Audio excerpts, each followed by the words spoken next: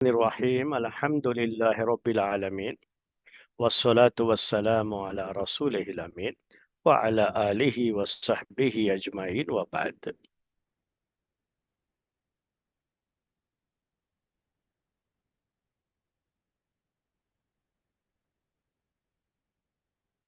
سورہ نحل میں آیت نمبر 53 میں اللہ تبارک و تعالی کا ارشاد ہے وَمَا بِكُم مِّن نِعْمَةٍ فَمِنَ اللَّهِ ثُمَّ إِذَا مَسَّكُمُ الضُّرُّ فَإِلَيْهِ تَجْأَرُونَ۔ اس کے پہلے توحید کی دعوت تھی، اور توحید کی اس دعوت میں خالص انسانی عقل کو جھجھوڑا گیا تھا، اور اس کے ذریعے سے وہ دعوت پیش کی گئی تھی جس میں یہ بیان آیا تھا آپ کے سامنے کہ اللہ نے کہا کہ تم دو معبود نہ بناؤ، وہ ایک ہی معبود ہے، ایک ہی اللہ ہے، اور مجھ سے ہی تم ڈرو، اور وہی اللہ آسمان و زمین کی تمام چیزوں کا مالک ہے، مالک وہی ہے، خالق وہی ہے، رازق وہی ہے، تو عبادت بھی تنہا پھر اسی کی ہونی چاہیے۔ تو اسی کے لیے وَلَهُ الدِّينُ وَاصِبًا اس میں کہا گیا تھا، تو وہ توحید کی دعوت وہ آپ کے سامنے پیش کی گئی تھی۔ لیکن لوگوں کا، انسانوں کا معاملہ کیا ہے، اس کو اللہ تبارک و تعالی نے اس آیت نمبر 53 میں بیان کیا ہے۔ انسانوں کا معاملہ کیا ہوتا ہے اصل تو وہ کیا ہے کہ وَمَا بِكُم مِّن نِعْمَةٍ فَمِنَ اللَّهِ اللہ تعالیٰ نے کہا کہ تمہارے پاس جتنی بھی نعمتیں ہیں سب اسی کی دی ہوئی ہیں، یعنی سب اللہ تعالیٰ کی دی ہوئی ہیں۔ وَمَا بِكُم مِّن نِعْمَةٍ عربی زبان کے اس جملے پر آپ غور کیجئے، اس سینٹینس پر غور کیجئے۔ وَمَا بِكُم مِّن نِعْمَةٍ غور کرنے کے تین پہلو ہیں، ان تینوں پہلوؤں کو سامنے رکھ کر کے آپ غور کیجئے اس پر۔ پہلا پہلو کیا ہے کہ اللہ تعالیٰ نے یہ نہیں کہا کہ جتنی بھی نعمتیں تمہارے پاس ہیں وہ سب میں نے دی ہیں، یہ نہیں کہا ہے اس میں۔ یعنی عربی زبان میں اگر یہ کہنا ہو تو کیا کہا جائے گا کہ وَمَا بِكُم مِّن نِعْمَةٍ فَمِنِّي، اس میں ہے فَمِنَ اللَّهِ، منی نہیں کہا اللہ تعالیٰ نے کہ جتنی بھی تمہارے پاس نعمتیں ہیں، چھوٹی سے چھوٹی، بڑی سے بڑی، ان ساری، یہ ساری کی ساری نعمتیں یہ کہاں سے ہیں، کس کی طرف سے ہیں؟ اللہ کی طرف سے ہیں، یہ نہیں کہا میری طرف سے ہیں۔ تو غور کرنے کا ایک پہلو تو یہ تھا۔ غور کرنے کا دوسرا پہلو کیا ہے اس میں کہ اللہ تعالیٰ نے یہ بھی نہیں کہا کہ اے انسانوں میں نے تم کو بہت ساری نعمتیں دی ہیں، جیسا دوسری جگہ پر ہے کہ اگر تم اللہ کی نعمتوں کو شمار کرنے بیٹھو تو گن نہیں پاؤ گے، شمار نہیں کر پاؤ گے نا، یہ تم اسے کاؤنٹ نہیں کر سکتے، تمہارے عد و حساب سے کہیں زیادہ یہ نعمتیں ہیں جو اللہ تعالیٰ نے تم کو دے رکھی ہیں۔ تو وہ بھی نہیں کہا کہ ہم نے جو تم کو نعمتیں دی ہیں، یہ ساری کی ساری نعمتیں ہم نے دی ہیں، ہماری ہیں، وہ بھی نہیں کہا کہ ہم نے نعمتیں دی ہیں، وہ انداز بھی نہیں ہے۔ اور تیسری بات کیا ہے سوچنے کی کہ اس میں اللہ تبارک و تعالی نے جو صیغہ استعمال کیا، جو الفاظ استعمال کیے عربی زبان کے لحاظ سے، اس کے اندر کہا جاتا ہے کہ عموم کا معنی ہوتا ہے وَمَا بِكُم مِّن نِعْمَةٍ۔ اب ان الفاظ پہ غور کیجئے، یہ عربی کے لحاظ سے تھوڑی سی میں تفسیر کر رہا ہوں، یہ عربک لینگویج جاننا اس کے لیے ضروری ہوتا ہے۔ تو وَمَا بِكُم مِّن نِعْمَةٍ، من نعمتٍ، اور تمہارے پاس جتنی بھی نعمتیں ہیں، اب یہ نعمتٍ نکرہ استعمال کیا ہے۔ نعمتٍ کیا ہے؟ نکرہ ہے، اس کو نکرہ کہتے ہیں عربی زبان، کامن ناؤن۔ یہاں یہ نہیں کہا ہے وما بکم من النعمتی،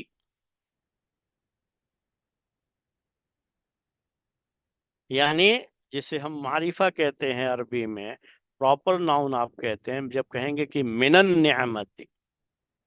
لیکن اس کے اندر پھر عموم کا معنی نہیں ہوتا ہے، پھر وہ کامن نہیں رہ جاتا ہے، وہ خاص خاص نعمتیں اور بڑی بڑی نعمتوں کے بارے میں ہو سکتا ہے۔ لیکن یہاں جو لفظ استعمال کیا گیا نعمتن، وہ بھی من کے بعد، تو اس کے اندر جو ہے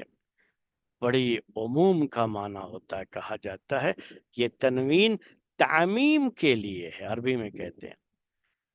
تعمیم کا مطلب کیا ہے کہ یعنی ہر نعمت، چاہے وہ چھوٹی سے چھوٹی نعمت ہو اور چاہے بڑی سے بڑی نعمت ہو،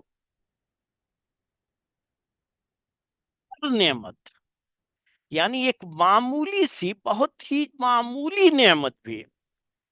آپ یہ ثابت نہیں کر سکتے کہ آپ کو کہیں اور سے ملی ہو، یہ ساری کی ساری نعمتیں صرف اور صرف اللہ کی طرف سے۔ ایسا بھی نہیں کہ بڑی بڑی چیزیں کچھ اس نے دے دی تھی اور کچھ چیزیں جو ہے آپ نے خود چھوٹی چھوٹی چیزوں کا انتظام کر لیا، تو ایسا بھی نہیں، بلکہ ہر چھوٹی سے چھوٹی نعمت، بڑی سے بڑی نعمت، یہ سب کی سب کس کی طرف سے ہے؟ فَمِنَ اللہ۔ ہم فَمِنَ اللہ کی طرف بعد میں آئیں گے، تو ابھی تین پہلو جو ہے آپ نے سوچا اس آیت کو لے کر کے، یہ تین پہلو کیا ہے؟ تفسیر میں ہم اسی طرح سے غور کرتے ہیں میرے بھائیوں، اور جب اس طرح سے آپ قرآن پڑھتے ہیں تو قرآن کے پڑھنے میں بڑی لذت محسوس ہوتی ہے کہ دیکھیے اللہ تعالیٰ نے کس طرح سے بڑی مختصر سی عبارت میں کتنی بڑی باتیں یہاں بیان کر دی ہیں کہ بڑی بڑی جو ہے اس کی تفسیر کرنے بیٹھو تو پورا ایک درس ہو جاتا ہے جو اللہ تعالیٰ نے بس اس چھوٹے سے جملے میں بیان کر دی میرے بھائی۔ وما بکم من نعمت، کہ تمہارے پاس جو بھی نعمت ہے، اردو میں ہم ایسے ہی کہتے ہیں جو بھی نعمت، جو بھی نعمت کا کیا ہو گیا اس کے اندر کہ چھوٹی سے چھوٹی نعمت ہو یا بڑی سے بڑی نعمت ہو، یہ کس کی طرف سے ہے؟ فَمِنَ اللہ۔ یہ نہیں کہا یہاں فَمِنِّی، وہ میری طرف سے، یہ بھی نہیں کہا، کیا کہا؟ فَمِنَ اللہ، اللہ کی طرف سے ہے یہ۔ اللہ تو پھر وہی تمہارا معبود بھی ہونا چاہیے، تو اللہ کے اندر الوہیت کی صفت ہوتی ہے، یہ اللہ جو نام ہے نا اللہ تعالیٰ کا، اس میں الوہیت کی صفت ہوتی ہے۔ پہلے میں نے بتایا ہے آپ، جیسے رب ہے اس میں ربوبیت کی صفت ہوتی ہے، اس میں الوہیت کی صفت ہوتی ہے، یعنی یہ ساری نعمتیں یہ کس کی طرف سے؟ اللہ کی طرف سے۔ حالانکہ جو ہے نعمتوں سے جو تعلق ہوتا ہے نا جس نام کا، اللہ تعالیٰ کے ناموں میں سے وہ الرب ہے، یہ ربوبیت کا تقاضا ہوتا ہے کہ اللہ تعالیٰ نے ہم کو ان سب نعمتوں سے نواز رکھا ہے، لیکن اس کے باوجود بھی یہاں اللہ تعالیٰ نے لفظ کیا استعمال کیا؟ فَمِنَ اللہ، اللہ کی طرف سے ہیں، تاکہ یہ چیز خود بخود آ جائے کہ جب یہ ساری نعمتیں اس اللہ کی طرف سے اور وہی تنہا معبود ہے تو پھر اسی کی عبادت بھی کرو آپ۔ بھئی شکر کس کا بجا لاؤ گے؟ جس نے یہ ساری نعمتیں دی ہیں اسی کا نہ شکر بجا لاؤ گے، اسی کے جو ہے حکم کے مطابق نہ چلو گے کہ جو ہے نعمتیں تو اس نے دے رکھی ہیں اور آپ شکریہ کسی اور کا ادا کرنے جاؤ گے، تو دنیا میں کون ہے جو اس کو برداشت کرے گا؟ یہ عام لوگ برداشت نہیں کرتے۔ تو سوچئے کہ او اللہ جس نے ہم کو ساری نعمتیں دی، اس دنیا میں تو لوگ جو تھوڑی تھوڑی چیزیں جو ہے جس میں وہ صرف ایک سبب بنتے ہیں، وہ نعمتیں بھی ان کی طرف سے نہیں، وہ تو اللہ تعالیٰ کی طرف سے ہے، لیکن وہ سبب صرف بنے ہوئے رہتے ہیں۔ اللہ ताला ने उनको सबब बना दिया हुआ होता है, तो वो इसको बर्दाश्त नहीं कर पाते हैं कि भाई सारी जो है नेमतें और सारे जो है खैर का पहलू और वो मदद हर तरह से तो हम करें, और जब बात आए तो ये शुक्रिया किसी और का अदा करें। वो बर्दाश्त नहीं करता, अगले से मना कर देता है कि नहीं भाई, इनको नेमत नहीं मिलेगी, अब इनको जो है हमारी तरफ से अब किसी तरह की कोई जो है सहूलत नहीं, और आपको बाहर का रास्ता भी दिखा देगा आदमी फिर कभी उसके पास गए भी तो। लेकिन सोचिए, थोड़ी देर के लिए सोचिए कि ये इंसान जिसे अपने रब का शुक्रगुजार बनना चाहिए था, जिसे अल्लाह का शुक्रगुजार बनना चाहिए था, कि वो ये सारी नेमतें अपने रब की इस्तेमाल कर रहा है, और फिर भी इबादत किसी और की कर रहा है, उसके साथ शरीक ठहराता है, और अल्लाह का शुक्र अदा करने के बजाय दूसरों का शुक्र अदा कर रहा है, अल्लाह के आगे सर झुकाने के बजाय किसी और के सामने जाके सजदा रेज हो जा रहा है। तो सोचिए कि अल्लाह ताला उन पर कितना गजबनाक होता होगा, और कितना जो है उसको गजब करना भी चाहिए मेरे भाई, उसका हक है ये। लेकिन फिर भी उसकी रहमत है कि वो रहमान है, रहीम है, कि फिर भी इंसानों को उसने मोहलत दे रखी है, फौरी तौर पर उनको बाहर का रास्ता नहीं दिखाता हो। जब तक उनकी सांस में सांस है, जिंदगी की आस है, तब तक जो है तौबा का दरवाजा उसके लिए खुला कर छोड़ा हुआ है, कि कभी भी एहसास हो जाए और मेरी तरफ लौट आओगे तो मैं सब कुछ भूल करके तुमको माफ कर दूंगा, और अपनी रहमत के साए में तुम्हें जगह दे दूंगा। ये अल्लाह तबारक व तआला का फरमान। और हम इंसानों का क्या हाल है उसको बयान किया, वमा बिकुम मिन निअमतिन फमिन अल्लाह, और तुम्हारे पास जो भी नेमतें हैं सब अल्लाह की तरफ से हैं। मैंने अब ये जो इस पे गौर करने के पहलू थे वो तो आपके सामने बयान कर दिए। अब दूसरी बात क्या है कि अल्लाह ताला की जिन नेमतों के साए में हम पल रहे हैं, कभी हम गौर भी करें उन नेमतों को लेकर के। अल्लाह ताला की इन नेमतों के ताल्लुक से कभी गौर कर लें। ये तज़किए नफ्स का पहलू है। कभी तन्हाई में बैठ करके सोचो कि अल्लाह की कौन कौन सी नेमतें हैं। कभी बैठ करके सोचो कि जिन नेमतों से हम लुत्फ अंदोज हो रहे हैं, लेकिन हम अपने मुनइम को,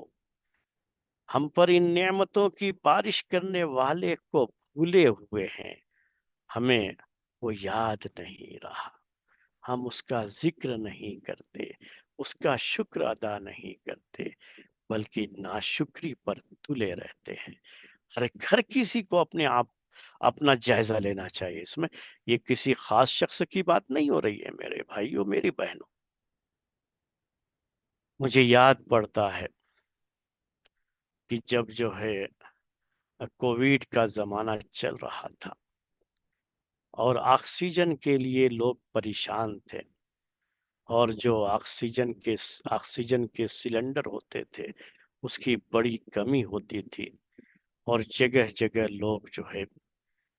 उसके लिए मारे मारे फिर रहे थे। अस्पतालों में कमी थी, लोगों को अपने घरों के अंदर जो है ऑक्सीजन के लेवल को दुरुस्त करने के लिए जरूरत पड़ती थी।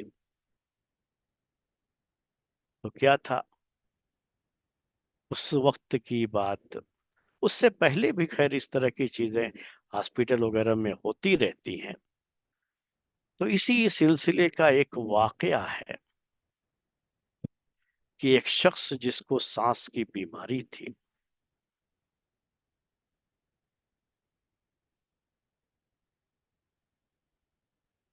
اور ہاسپٹل میں اس کو آکسیجن پہ رکھا گیا تھا. جب ہاسپٹل سے اس کو ڈسچارج کیا گیا تو آکسیجن پر جو اسے رکھا گیا تھا اس کی بل اس کو تھمائی گئی، اور جب اس نے وہ بل دیکھی بہت زیادہ پیسے تھے اس میں. اس کو دیکھ کر کے اس نے کہا کہ میرا رب، میرا اللہ تو یہ آکسیجن مجھے روز فراہم کرتا تھا، اور بالکل جو ہے بہترین آکسیجن جو میری صحت کے لیے سب سے زیادہ مناسب بھی، لیکن کبھی اس نے مجھے کوئی بل نہیں تھمایا. اور اگر وہ بل تھما دے تو دنیا کا سب سے بڑا مالدار آدمی بھی وہ بل ادا نہیں کر پائے گا.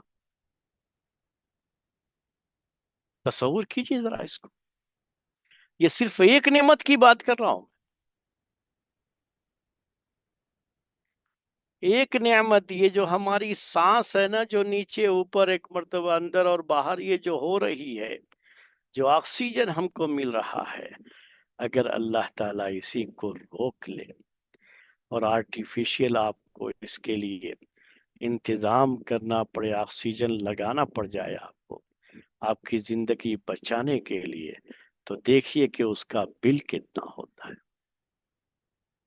اور چند دنوں اگر آپ کو اسی پر رہنا پڑے، چند مہینے، تو دیکھیے اس کے بعد اس کا بل ادا کرتے ہوئے آپ کی کیا حالت ہوتی ہے. ذرا سوچئے پھر اس کے بعد کہ اللہ تعالیٰ نے اگر یہ بل ہمارے سامنے رکھ دیا کل قیامت کے دن کہ صرف مجھے یہی ایک بل ادا کر دو، باقیہ تو چھوڑ دو، تو میرے بھائیوں، کس انسان کے پاس یہ طاقت ہے جو ہاسپٹل کی بل تو آسانی سے ادا کر دیتا ہے، اور بل ادا کر کے بھی ان کا شکریہ ادا کر کے آتا ہے، تھینک یو. جنہوں نے اس کی جیب لوٹی ہوئی ہوتی ہے، جیب کتری ہوئی ہوتی ہے، ان کا تو شکر ادا کر کے آ جاتا ہے. لیکن کبھی یہ سوچا کہ یہ آکسیجن جو میرا رب مجھے فراہم کر رہا ہے اس کا بھی مجھے شکر ادا کرنا ہے. ایک نعمت ہے جس کی بات کر رہا ہوں میں آپ کے ساتھ. کتنی بڑی بڑی نعمتیں ہیں یہ اللہ تبارک و تعالیٰ نے دے رکھی ہیں. ہمارے جسم کا یہ پورا نظام نیچے سے اوپر تک، میرے بھائیوں، اگر ایک نظام کے اندر بھی تھوڑی سی کہیں گڑبڑی آ جاتی ہے، ہماری جو ہے اپنی کسی جو ہے کرتوت کی وجہ سے، ایک چھوٹی سی مثال لے لو آپ آج کے دور کے اندر، میڈیکل کی زبان میں چھوٹی سی مثال لے لو. انسولین جو بنتی ہے ہمارے جسم کے اندر، جو شوگر کو ہمارے جسم کے اندر کنٹرول میں رکھتی ہے، ہمارے اندر جو نظام رکھا ہے اللہ تبارک و تعالیٰ نے ہمارے بی پی کو کنٹرول میں رکھنے کا، اگر یہ ڈس بیلنس ہو جاتا ہے اور ہماری شوگر بڑھ جائے تو انسولین بھی لو، دوائیاں بھی کھاؤ، لیکن جو پہلے والی کیفیت ہے، ایک ڈاکٹر آپ کو پل تو دے سکتا ہے لیکن اس کو لوٹا نہیں سکتا. آپ کو انسولین تو لگا سکتا ہے، نہیں وہ انجیکشن تو لگا سکتا ہے آپ کے بدن میں، جو ہے دوائیوں کے ذریعے سے انسولین کو جو ہے بڑھانے کی کوشش تو کر سکتا ہے، لیکن آپ کے جسم کے اندر جو انسولین کو پیدا کرنے کی خود صلاحیت تھی، جو اللہ تعالیٰ نے رکھی تھی آپ کے جسم کے اندر، کہ جیسے ہی جو ہے احساس ہوتا ہے آپ کی زبان پہ جب کوئی میٹھی چیز آتی ہے نا، تو یہ یہاں سے پیغام پہنچ جاتا ہے، میسج پہنچ جاتا ہے کہ اب یہ میٹھی چیز آ رہی ہے، تو اللہ تعالیٰ کے اندر کے نظام سے فوری طور پر انسولین وہاں پہ بن کے تیار ہوتی ہے کہ آپ کو اس کا مقابلہ کرنا ہے، اور اس میں جو ضرورت ہے اتنے حصے کو جو ہے جسم کے اندر، باڈی کے اندر رکھنا ہے، اور بقیہ کو نکال دینا ہے۔ وہ تو خود بخود نظام جس میں ہم کو کوئی پریشانی نہیں، بڑی صحت میرے بھائی۔ لیکن سوچئے کہ جب یہی نظام گڑبڑ ہو جاتا ہے تو پھیکی پھیکی چائے پینی پڑتی ہے، میٹھی میٹھی جو ہے ڈشیں سامنے ہوں، دل جو ہے مچل رہا ہو، زبان میں پانی آ رہا ہو، منہ میں پانی آ رہا ہو، کھانے کو دل چاہ رہا ہو، لیکن نہیں، وہ ڈاکٹر نے منع کر رکھا ہے۔ صحت کا مسئلہ ہے۔ کیوں؟ اللہ کی ایک ماں جو ہے نعمت جو جسم کے اندر تھی، اس نعمت کی ہم نے قدر تو کی ہی نہیں، اور دنیا کے اور کوئی نظام تو وہ دوبارہ پیدا نہیں کر سکتا اس کے اندر، وہ اللہ تعالیٰ ہی پیدا کرنا کرے تو جو ہے وہ چاہے تو ہی دوبارہ پیدا ہو سکتا ہے۔ ذرا ان بھائیوں اور بہنوں سے بھی کبھی ملیے اور پوچھیے ان سے جن کی پیشاب کا نظام گڑبڑ ہو گیا، جن کی کڈنی خراب ہو گئی، پوچھیے کبھی ان سے کہ کتنی تکلیف محسوس کرتے ہیں، کتنے پیسے خرچ کرتے ہیں اس کے پیچھے، اور ہم روزانہ پانی پیتے رہے، پیشاب کرتے رہے، جتنا چاہا پانی پی لیا، پھر جا کر کے پیشاب بھی کر لیا، بڑے سکون کے ساتھ، بڑے اطمینان کے ساتھ اپنے رب کی اس نعمت کا کبھی ہم نے احساس کیا؟ احساس کرنا ہے تو اس شخص کے پاس چلے جائیے کبھی کہ جس کی پیشاب کے یہ سسٹم میں خرابی آ گئی، اور اسے باقاعدہ جو ہے ڈائلیسس کے ذریعے سے، جو آج کی زبان میں کہا جاتا ہے کہ جا کر کے وہ بڑی تکلیف دہ چیز اس سے گزرنا پڑتا ہے، جس کو تصور کر کے ہی روح کانپ جاتی ہے، پیسے الگ اس کے دینے پڑتے ہیں، مفت میں جو اللہ نے دے رکھا تھا یہ کچھ نہیں، بس صرف ہمیں اس کا شکر ادا کرنا تھا، اور شکر کی ادائیگی کی شکل یہ تھی کہ تنہا اس کی عبادت کرنی تھی، اور تنہا اسی کے حکم کے مطابق ہی ہم کو چلنا تھا، اور ہم وہ نہیں کر سکے، سب کچھ بھول گئے۔ تو یہ ہے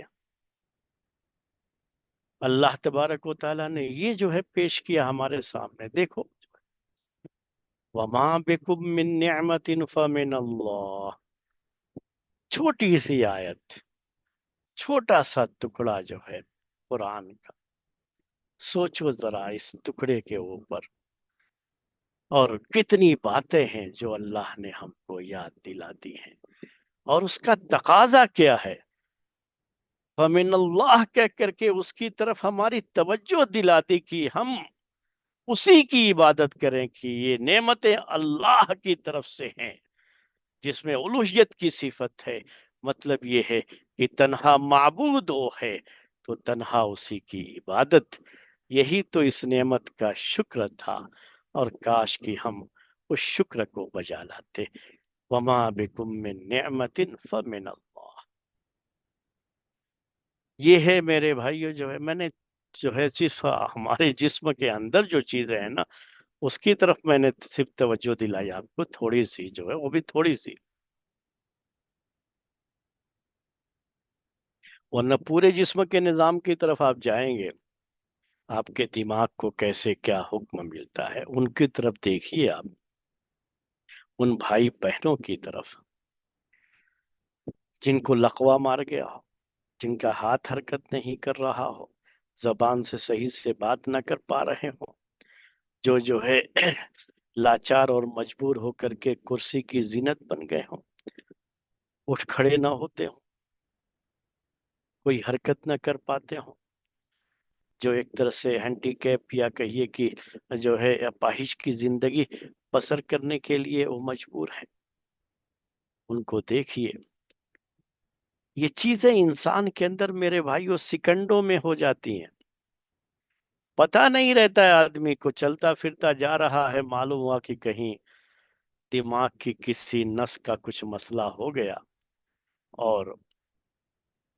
جسم کا کوئی حصہ مفلوج ہو کر کے رہ گیا ہے، اس کی حرکت ختم ہو گئی۔ یہ کبھی بھی کسی کے ساتھ کہیں بھی ہو سکتی ہے چیز،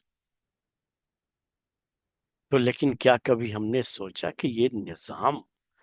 یہ کتنی بڑی نعمت ہے اللہ تعالیٰ کی ہمارے جسم کے اندر، جو اللہ تعالیٰ نے رکھی ہے، اور ہم اس کے بدلے میں ہم سے وہ کچھ نہیں چاہتا، صرف اتنا کہ بھئی تم کسی کے بھی احسان پر، اس کی نعمتوں پر اس کا شکر تو ادا کرتے ہو نا، تو اپنے اللہ کا بھی شکر ادا کر لو، صرف اتنی سی بات ہے کہ اس کا شکر ادا کر لو، جس کے شکر کی ادائیگی کی سب سے بہتر شکل یہ ہوتی ہے کہ تنہا تم اسی کی عبادت کر لو، اسی کے حکم کے مطابق زندگی بسر کر لو۔ میرے بھائیوں، آپ لوگ شادی شدہ ہیں اور بیوی کی نعمت آپ کو ملی ہو، وہ بھی نیک صالح جو ہے عورت جو ہے آپ کی زندگی میں ہو، یا آپ اگر خاتون ہیں تو آپ کسی نیک صالح مرد کی رفاقت آپ کو نصیب ہے، یہ اللہ کی کتنی بڑی نعمت ہے، یہ ذرا تصور کیجئے، اس نعمت کے بارے میں سوچئے، اور کب آپ سوچیں گے؟ جب ان کے بارے میں آپ تصور کریں کہ جن کی شادی نہیں ہوئی ہے، جو انتظار میں ہیں کہ کوئی انہیں اپنی بیوی بنا لے، کوئی نیک اور صالح آدمی رشتے کے لیے ان کے پاس پیغام بھیج دے، یا کوئی لڑکا، کوئی آدمی اس انتظار میں کہ کوئی نیک اور صالح خاتون اسے میسر آ جائے۔ سوچئے کہ وہ کس طرح کے کرب اور کس طرح کے تکلیف کے مراحل سے گزرتے ہیں۔ اللہ نے جو ہے نعمت دے رکھی ہے، لیکن ہم کو اس نعمت کی قدر نہیں ہو پاتی ہے، کیونکہ ہم نے کبھی اس پہلو سے ہم کبھی سوچتے ہی نہیں ہیں، حالانکہ یہ سوچنے کے پہلو ہیں، ہم قدر ہی نہیں کر پاتے اس نعمت کی۔ اللہ نے آپ کو اولاد کی نعمت سے نوازا ہے، اور اس میں بھی اولاد میں بھی اگر کوئی جو ہے اولاد نیک اور صالح ہو، آگے چل کر کے باتیں آئیں گی، یہ سب جو ہے اسی سورہ کے اندر آگے باتیں سب آئیں گی، یاد رکھیے یہ سب چیزیں جو ہے آگے آئیں گی، وہ کتنی بڑی نعمت ہے اللہ تعالیٰ کی۔ تصور کیجئے کسی ایسے آدمی کے پاس بیٹھیے کہ اللہ تبارک و تعالیٰ نے ان کو اولاد کی نعمت سے محروم رکھا ہے، جن کے شادی کے کئی سال گزر چکے ہوں، اور جب لوگوں کے سوالات ہوتے ہیں کہ کتنے سال شادی کے ہو گئے، ابھی کوئی خوشخبری نہیں ہے، ابھی کوئی اولاد نہیں، جو طنز بھری نظریں ہوتی ہیں اور لوگوں کے جو سوالات کے تیر برستے ہیں اور جو دلوں کو چھلنی کر دیتے ہیں، تصور کیجئے کہ ان کی زندگی، اور اللہ تعالیٰ نے آپ کو اولاد کی نعمت سے نوازا ہے،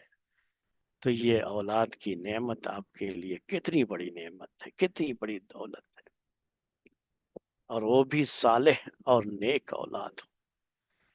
تو میرے بھائیو بہت بڑی نعمت ہے۔ ایمان کی جو دولت ہے انسان کے پاس، ایمان کی دولت تو سب سے بڑی دولت ہے، اور اس کے بعد جو ہے اولاد کی نعمت، یہ بڑی نعمت ہے میرے بھائی،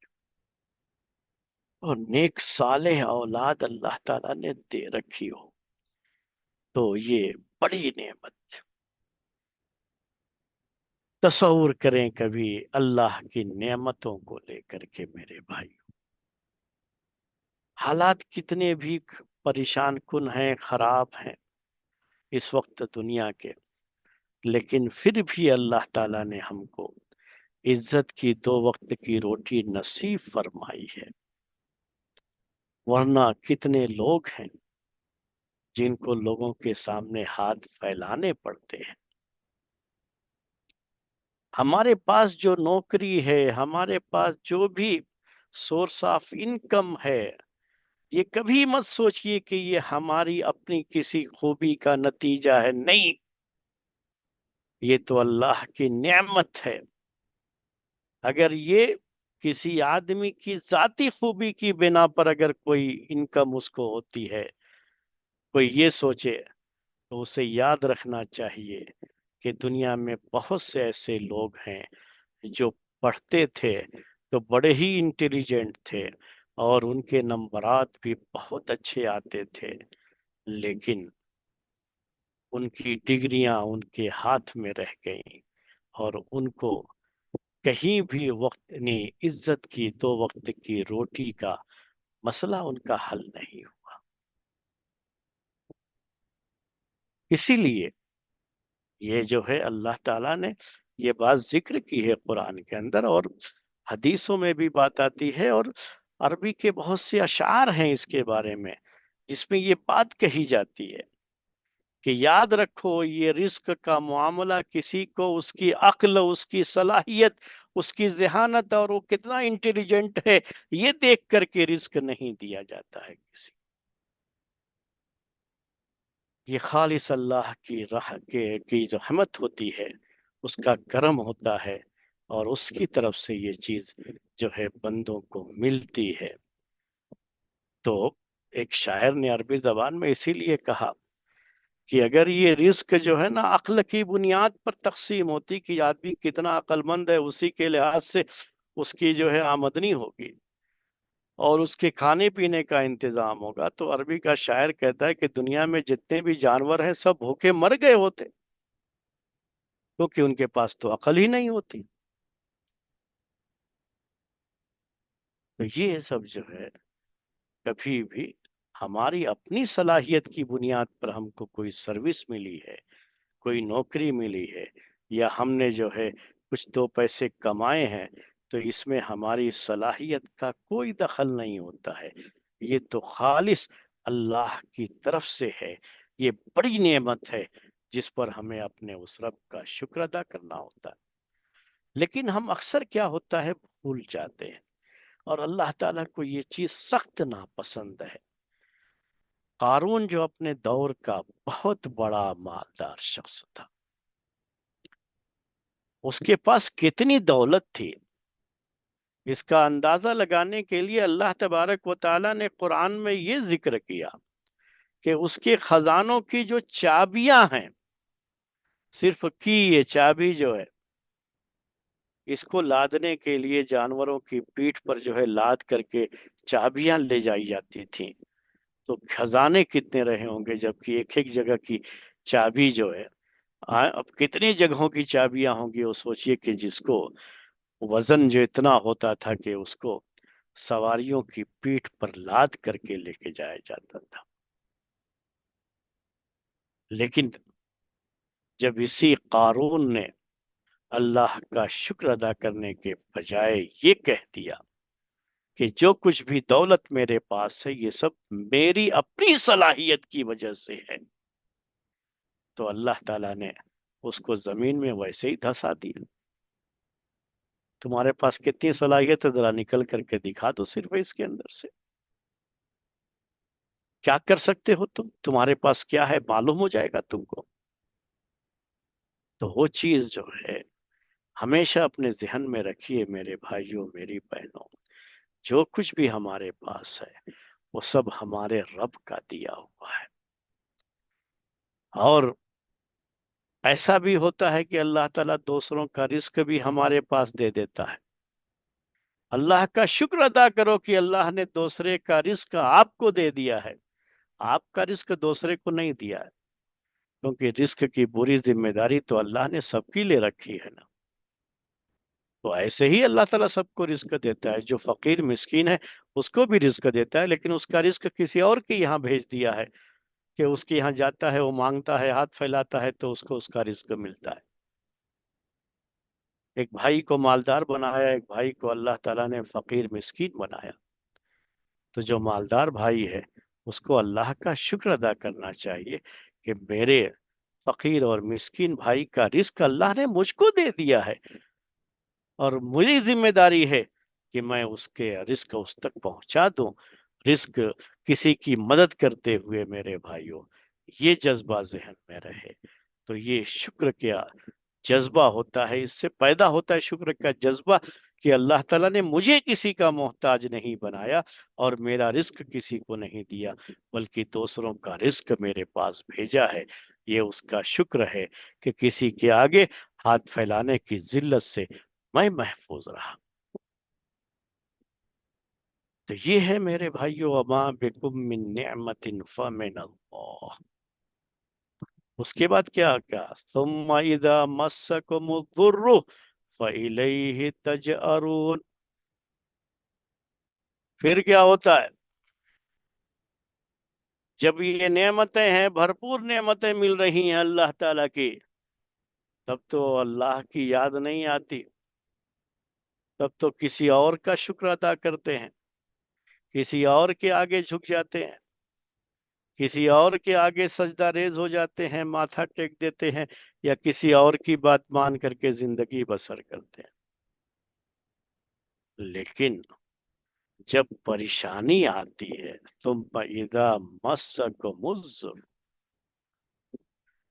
جب تم پر کوئی مصیبت آ جاتی ہے، مصیبت تم کو ٹچ کر دیتی ہے، مسا تو ٹچ کرنے کو کہتے ہیں عربی میں، کوئی بھی پریشانی، ضر کہتے ہیں کسی بھی تکلیف کو جو، تو کوئی مصیبت پریشانی جب تم کو ٹچ کر دیتی ہے، تم کو لاحق ہو جاتی ہے، تو کیا کرتے ہو؟ فَإِلَيْهِ تَجْأَرُونَ، تو پھر تم اسی اللہ کی طرف رجوع کرتے ہو، اسی اللہ کی طرف جاتے ہو فریاد کرنے، اسی اللہ کے سامنے گڑگڑانے لگتے ہو، یا اللہ تو اس پریشانی سے، اس مصیبت سے ہم کو بچا لے۔ جب نعمتیں تھیں تو یاد نہیں آیا کہ اس کا شکر ادا کریں، اور جب پریشانیوں نے گھیر لیا، مصیبتوں نے آ کر کے پڑاؤ ڈال دیا، تب کیا ہے؟ اللہ یاد آ گیا، اور رب یاد آ گیا کہ یہ پریشانی وہی دور کر سکتا ہے، اب چلو نالو فریاد شروع، اس کے سامنے رونا گڑانا شروع، کہ پریشانی کو دور کر دے اے اللہ،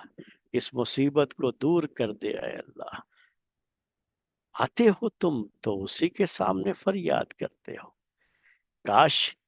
نعمتوں کے دنوں میں بھی اپنا وہ رب یاد ہوتا۔ یہ ہے میرے بھائیوں جو ہے مسئلہ۔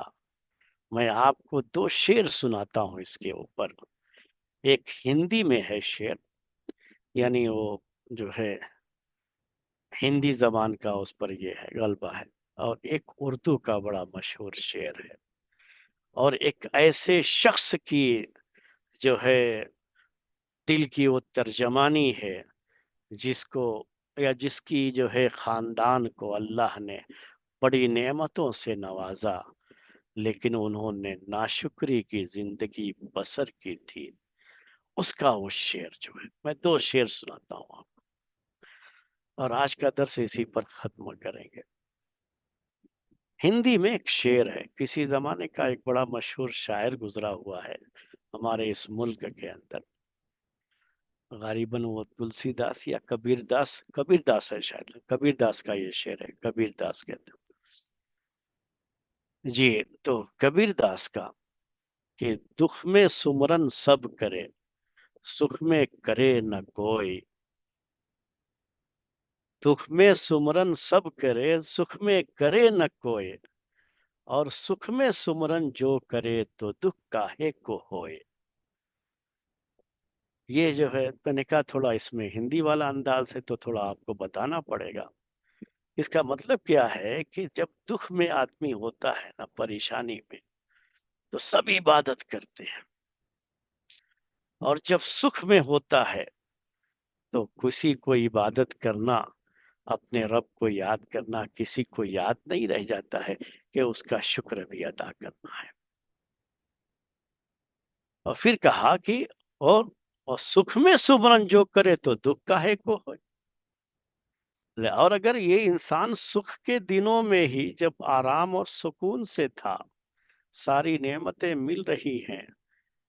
اور ہر طرح کا آرام تھا، اسی وقت اگر یہ عبادت کرتا رہتا، اپنے رب کو یاد کرتا رہتا، تو یہ دکھ کیوں ہوتا تھا اس کو؟ اللہ تعالیٰ دکھ بھی نہیں پہنچاتا تھا اس کو۔ تو یہ بہرحال ایک تو اس کی اپنی سوچ ہے، تو یہ اس نے پیش کیا تھا۔ ایک دوسرا شعر اردو کا ہے، وہ بہادر شاہ ظفر دہلوی کا شعر ہے، جو شاعر تھا بہادر شاہ ظفر دہلوی۔ یہ مغلیہ حکومت کا سب سے آخری بادشاہ ہے، یہ اسی کے دور سے جو ہے سب کچھ ختم ہو گیا اور انگریزوں کے ہاتھ میں پورا ہندوستان آ گیا تھا۔ یہ وہی ہے بہادر شاہ ظفر دہلوی، جس کو دفن کے لیے اپنے ملک میں زمین بھی نہیں مل سکی تھی، اور جس کو رنگون بھیج دیا گیا تھا، موجودہ دور کا جو برما ہے وہاں جو ہے بھیج دیا گیا تھا۔ یہ بہادر شاہ ظفر دہلوی ایک شاعر تھا۔ یہ بھی بتا دوں آپ کو، اس زمانے کے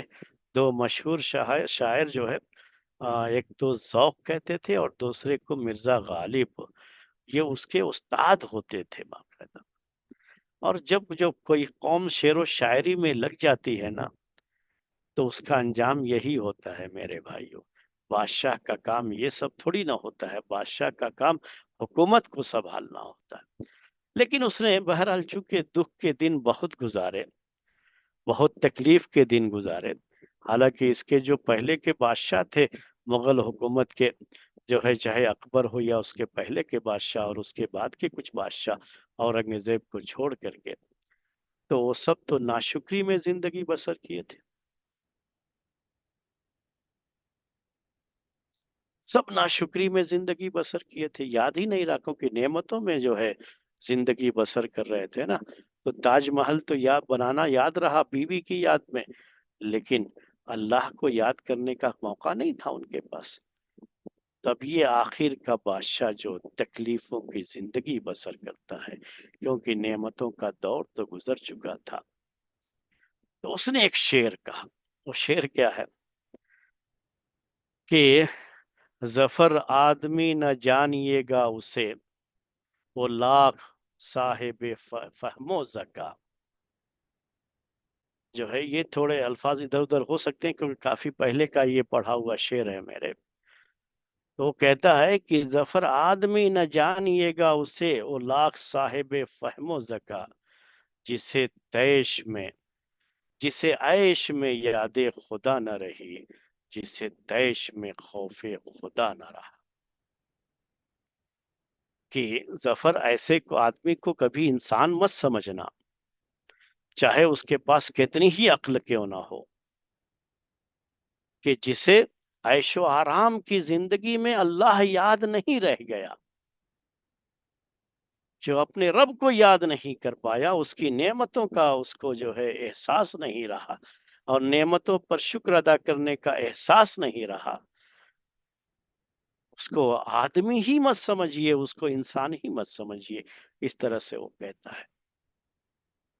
تو یہ میرے بھائیوں جو ہے، بہرحال یہ چند باتیں تھیں اس آیت کو لے کر کے، اسی پر آج کا یہ درس ہم ختم کرتے ہیں۔ سبحانک اللہم و بحمدک، اشہد ان لا الہ الا انت، استغفرک و اتوب الیک۔